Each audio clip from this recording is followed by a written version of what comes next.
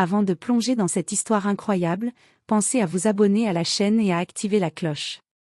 Ici, chaque récit a quelque chose à dire, et vous ne voudrez pas en manquer un seul.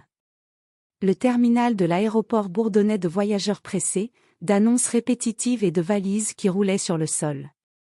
Marcus Whitman, milliardaire réputé pour ses affaires internationales et son style de vie luxueux, avançait d'un pas mesuré vers la sortie. Mais ce jour-là, rien dans ses rendez-vous ni ses contrats ne pouvait le préparer à ce qu'il allait voir. Au loin, entre les voyageurs et les panneaux lumineux, il aperçut une silhouette qui lui fit soudain arrêter son pas. Son cœur manqua un battement. C'était Clara, son ancienne femme de ménage, celle qui avait travaillé chez lui des années auparavant. Sa mémoire le ramena à ces jours simples où, malgré la distance sociale entre eux, une complicité discrète s'était installée, faite de sourires échangés et de gestes attentionnés.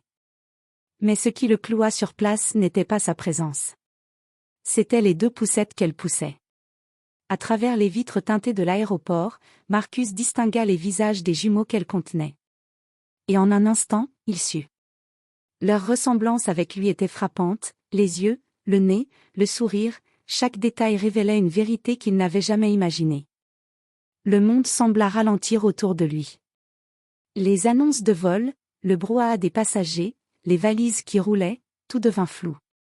Tout ce qu'il voyait, c'étaient ses 2 enfants, et le lien invisible mais indéniable qui les unissait à lui. Son souffle se fit court, et ses mains légèrement tremblantes trahissaient son émotion. Clara leva les yeux et leurs regards se croisèrent. Surprise, puis hésitante, elle murmura « Marcus, je… » Mais il n'eut pas besoin de mots. Tout était dit dans leurs yeux. Les années, les secrets, les non-dits, tout convergeait vers ce moment unique. Marcus s'avança, chaque pas semblant porter le poids de toute sa vie. Il était à la fois submergé de bonheur et assailli par l'incrédulité, ses enfants, ses jumeaux, étaient les siens. Et à cet instant précis, il sut que sa vie ne serait plus jamais la même. Marcus resta quelques instants figé devant Clara et les jumeaux. Les enfants, 2 petits garçons d'environ 4 ans, observaient le nouvel arrivant avec curiosité. Leurs grands yeux sombres brillaient de naïveté, mais il y avait dans leurs traits quelque chose de familier qui frappa Marcus avec une force inattendue. « Clara !» dit-il enfin, sa voix tremblante mais ferme, « je crois que je dois te poser une question. » Clara le regarda, l'air à la fois nerveux et résigné. Elle savait que ce moment finirait par arriver, mais le voir là, imposant et tendu, rendait la situation encore plus réelle. « Marcus, ce n'est pas le moment. » murmura-t-elle, jetant un rapide coup d'œil aux enfants. Mais Marcus s'agenouilla doucement pour se mettre à leur hauteur, ses mains posées sur les poussettes.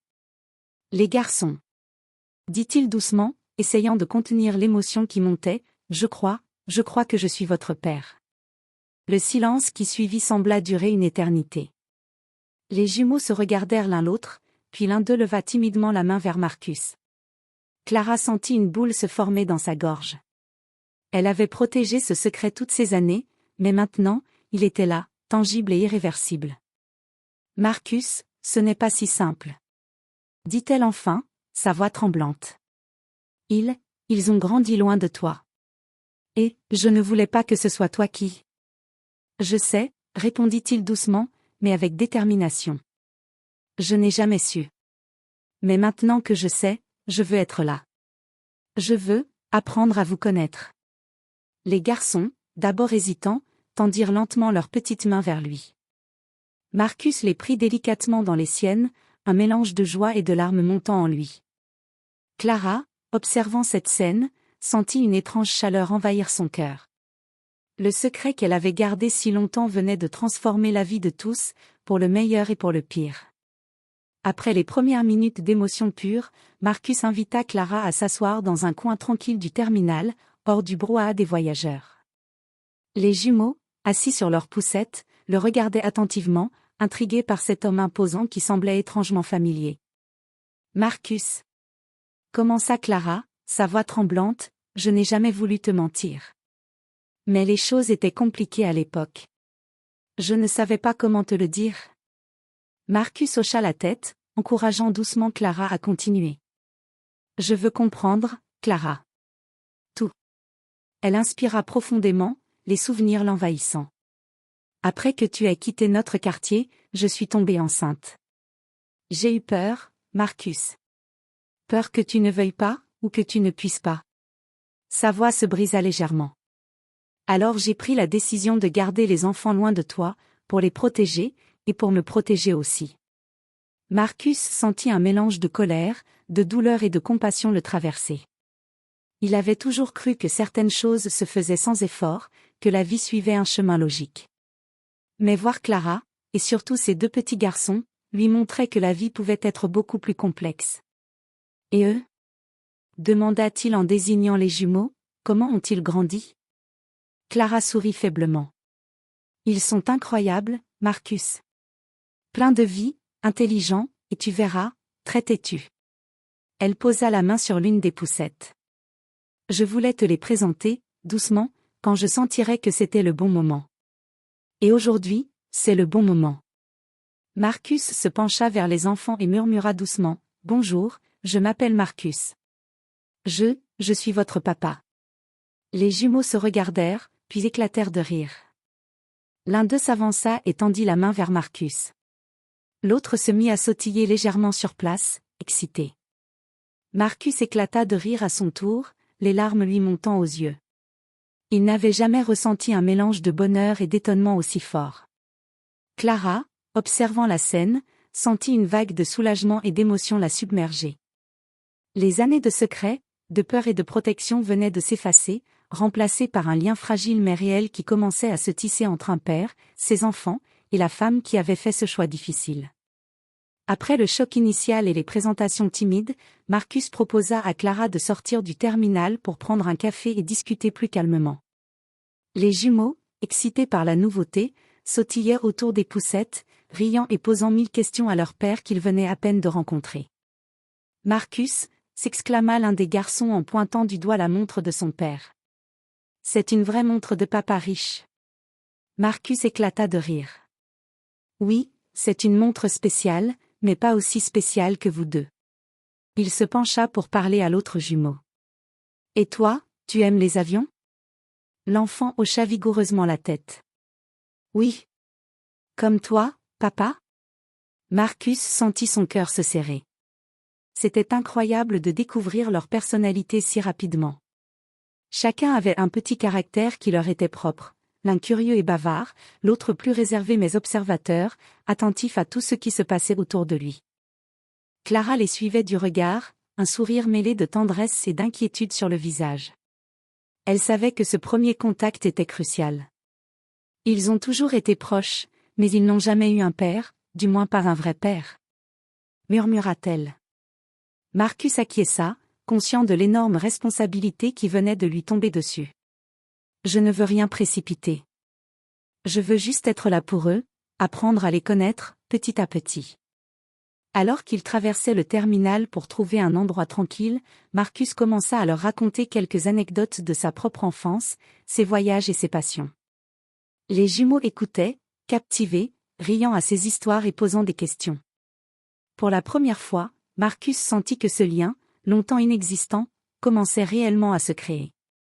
Clara, les observant, réalisa que ses enfants venaient de rencontrer un père qui voulait vraiment faire partie de leur vie.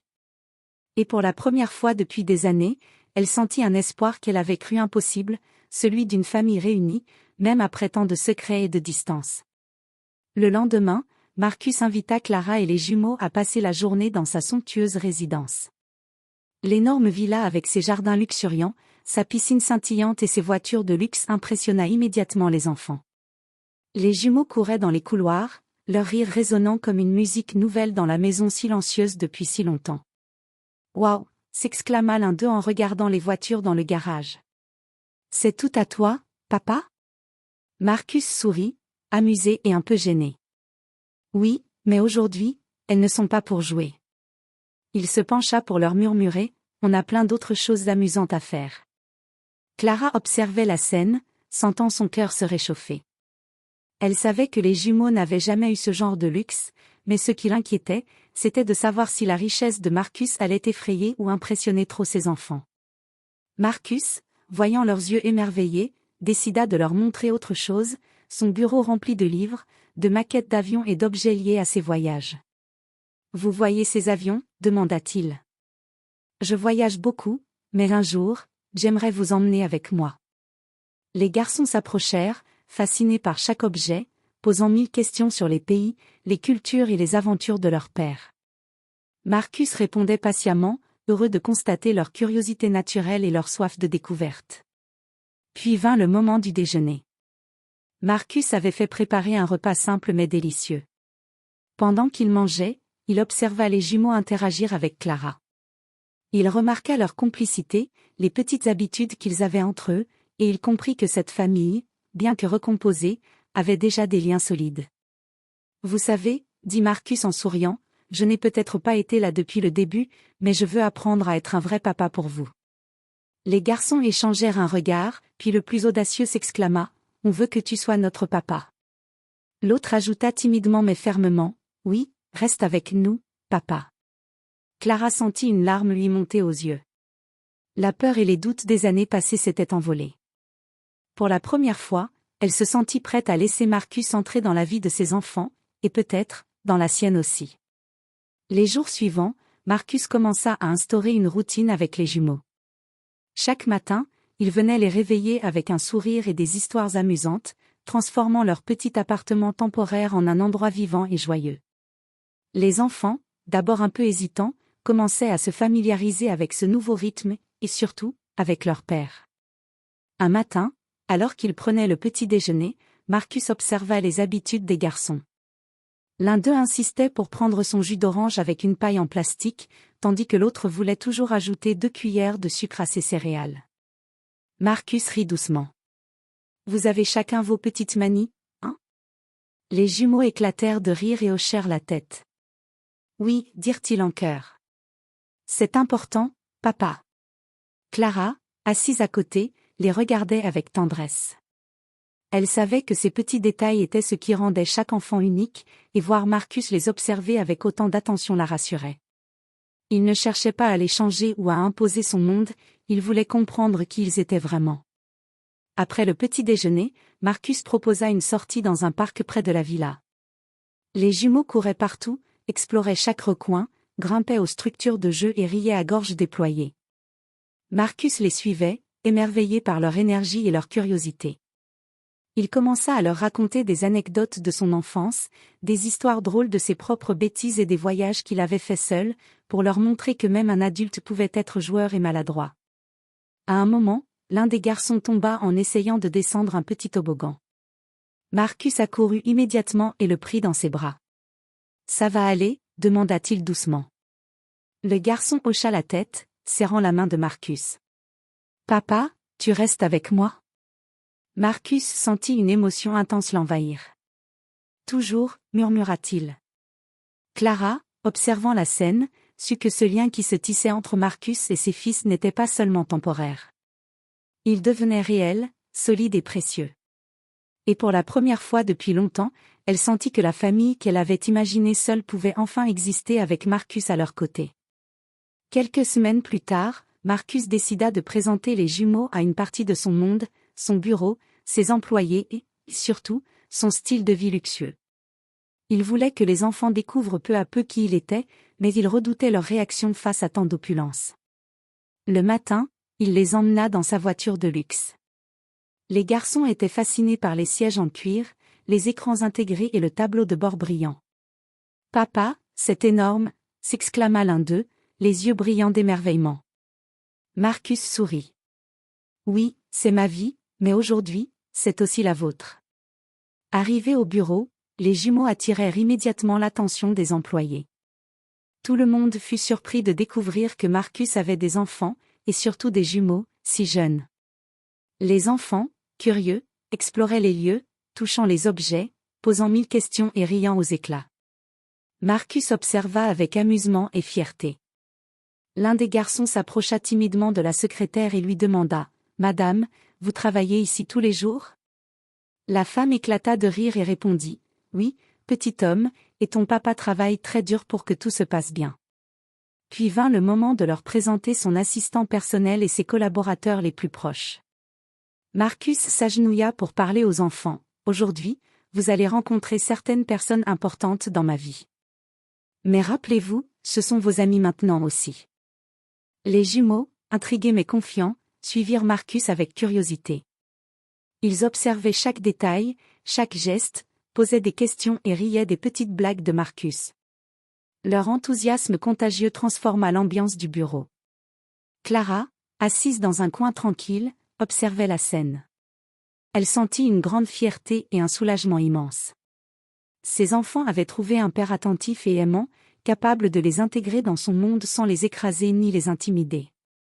Elle comprit que Marcus n'était pas seulement un homme riche et puissant, mais un père capable de patience, d'amour et de respect pour ses enfants. Le soir, de retour à la villa, Marcus prit les jumeaux dans ses bras. « Vous savez, » dit-il doucement, « aujourd'hui, vous avez été incroyables. Vous êtes courageux, curieux, et je suis fier de vous. » Les garçons se blottirent contre lui, fatigués mais heureux. Marcus sentit que chaque moment passé avec eux renforçait un lien qu'il n'aurait jamais imaginé possible. Et dans son cœur, il sut que cette famille, désormais réunie, allait vivre des aventures et des moments inoubliables. Marcus décida que les garçons devaient découvrir encore plus de son univers, mais cette fois, hors du cadre sécurisé de la villa ou du bureau. Il voulait leur montrer le monde qu'ils connaissaient, leur offrir des expériences uniques, tout en consolidant leurs liens. Un matin, il annonça avec un grand sourire, « Aujourd'hui, nous allons prendre un hélicoptère. » Les jumeaux s'arrêtèrent net, leurs yeux s'écarquillant. « Un hélico ?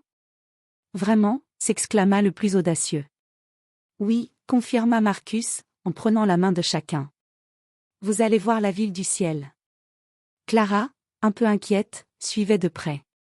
Elle avait toujours craint la vitesse et les hauteurs pour les garçons, mais elle faisait confiance à Marcus. « Vous êtes sûr que c'est sans danger ? » demanda-t-elle timidement. « Absolument » répondit Marcus en souriant. « Et je serai là, juste à côté de vous. » Lorsque les enfants montèrent dans l'hélicoptère, leurs cris de joie et leur excitation remplirent l'air. Marcus, assis entre eux, les regardait émerveillé, s'émerveillant de la simplicité avec laquelle les garçons profitaient de ce moment unique.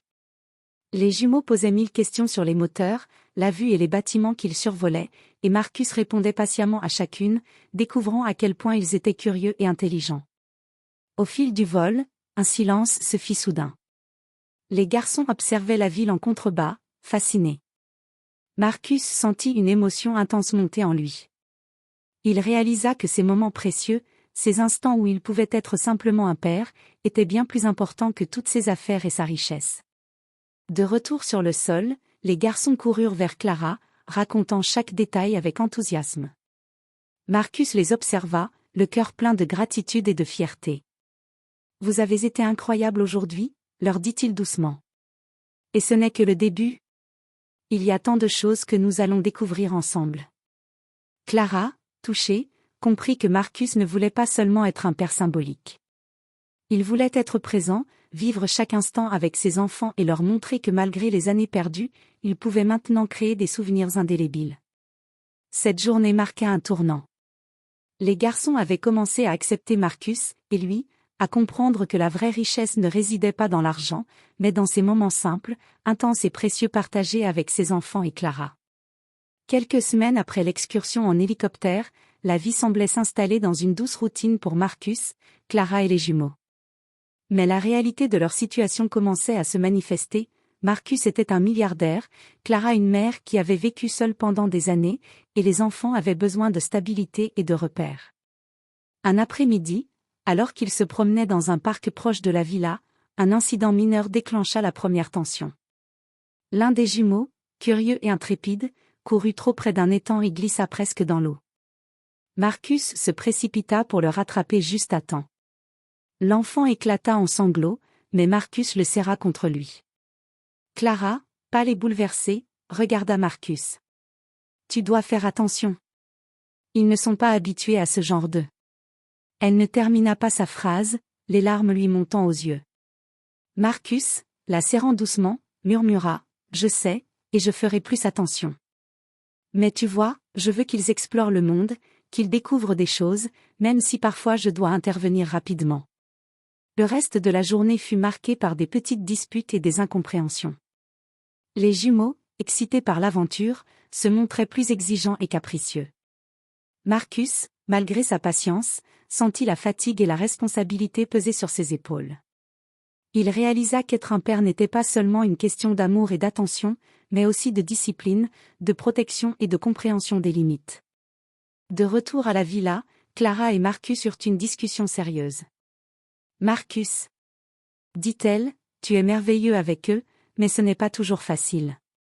Tu dois comprendre que je les ai protégés toute leur vie, et que certaines choses sont encore sensibles. Marcus acquiesça. Je comprends. Et je veux apprendre. Je ne veux pas être seulement un père de surface. Je veux être là, vraiment. Mais je ne veux pas non plus les étouffer. Cette conversation marqua un tournant. Ils comprirent que la construction de leur nouvelle famille nécessitait des compromis, de la patience et surtout beaucoup de communication. Les jumeaux, malgré leur petite crise, continuaient de s'attacher à Marcus, et lui, peu à peu, apprenait à naviguer entre sa vie de milliardaire et sa vie de père. Cette première tension permit à tous de réaliser que l'amour seul ne suffisait pas toujours. Il fallait de la structure, de la cohérence et surtout la volonté de surmonter ensemble les défis d'une famille recomposée. Quelques mois plus tard, Marcus sentit que sa vie familiale prenait un rythme stable, mais un événement imprévu allait mettre à l'épreuve cette harmonie fragile. Un matin, alors que Marcus préparait les jumeaux pour l'école, il reçut un appel urgent de son avocat. Une affaire complexe liée à l'une de ses entreprises risquait d'attirer l'attention des médias et pourrait rapidement devenir un scandale public.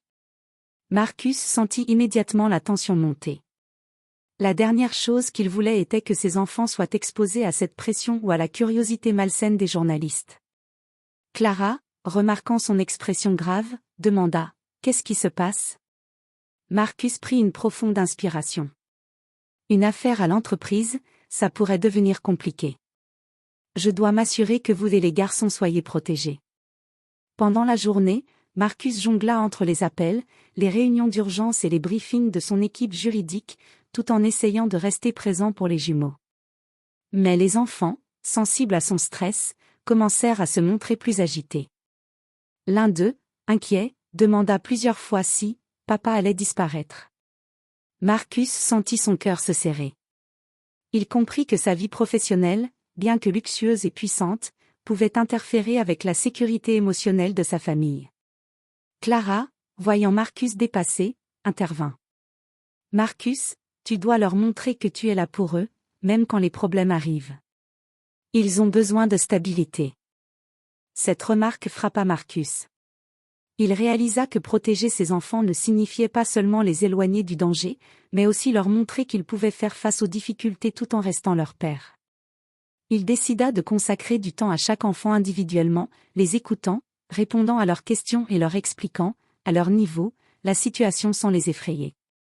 Le soir venu, après une journée éprouvante, Marcus s'assit avec Clara et les jumeaux autour de la table. Il raconta calmement ce qui s'était passé, mais en insistant sur le fait qu'ils étaient en sécurité et que rien ne changerait son amour pour eux. Les garçons, rassurés, se blottirent contre lui et Clara.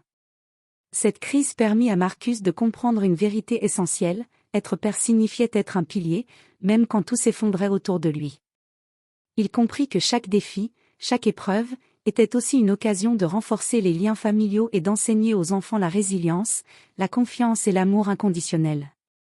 Quelques semaines après la crise de l'entreprise, Marcus sentit que la vie familiale pouvait enfin trouver un équilibre.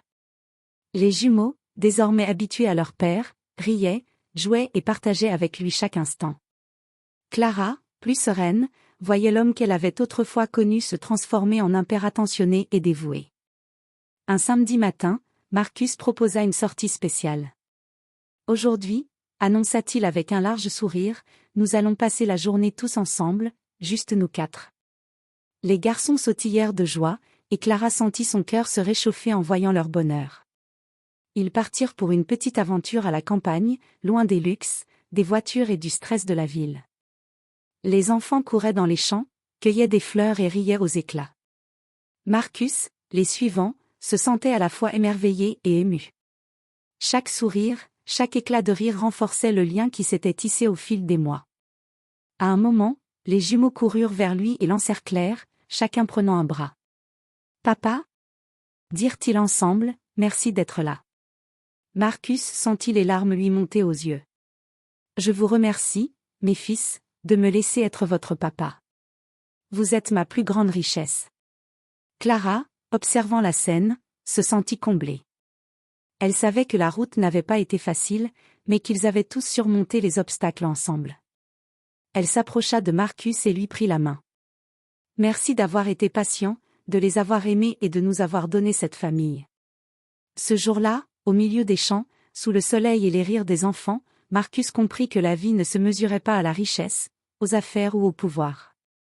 Elle se mesurait à ces moments simples, précieux et authentiques, partagés avec ceux que l'on aime.